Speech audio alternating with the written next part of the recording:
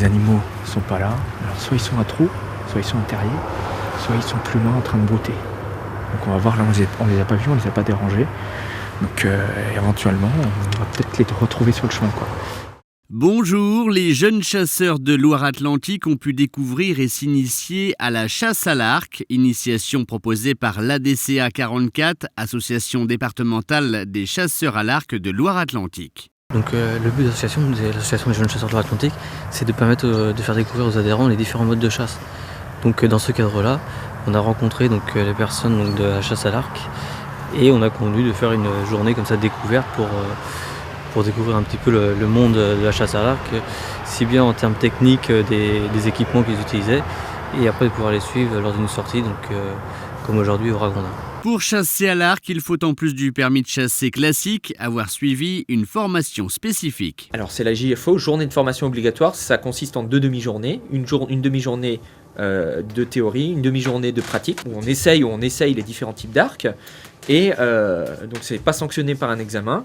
À la suite de ces 2 demi-journées, donc c'est la Fédération des chasseurs qui s'occupe de l'organisation de cette journée, qui délivre donc à l'issue de ces 2 demi-journées donc un certificat donc, de participation à cette journée de formation obligatoire, et qui peut être contrôlable et qui est obligatoire pour chasser à l'arc. Et parmi les participants à cette journée d'initiation, une chasseresse, Mélanie.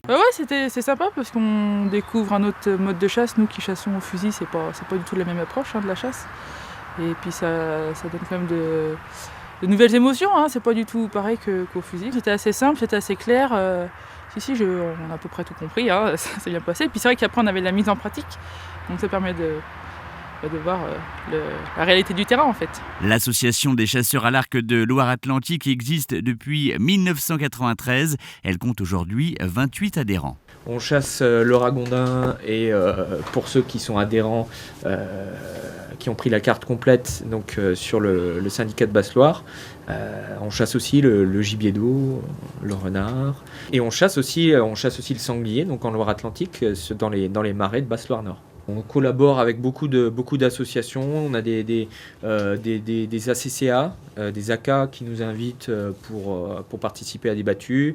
En échange, on leur fait une petite démonstration. On leur explique un petit peu ce qu'est la chasse à l'arc.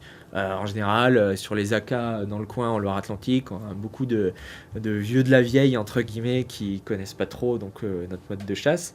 Et donc, on leur explique un petit peu comment ça fonctionne. On leur fait manipuler un petit peu les arcs. En général, c'est toujours très, très sympathique, avec des petites séances d'entraînement, comme ce qu'on a pu faire aujourd'hui. En général, la chasse à l'arc est quand même bien perçue au niveau du grand public. Ça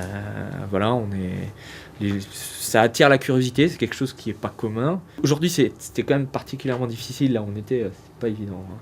On en a vu, ils étaient en paquet, c'était dur à approcher. Bon. Mais bon, on a eu de la chance d'en faire un. Voilà.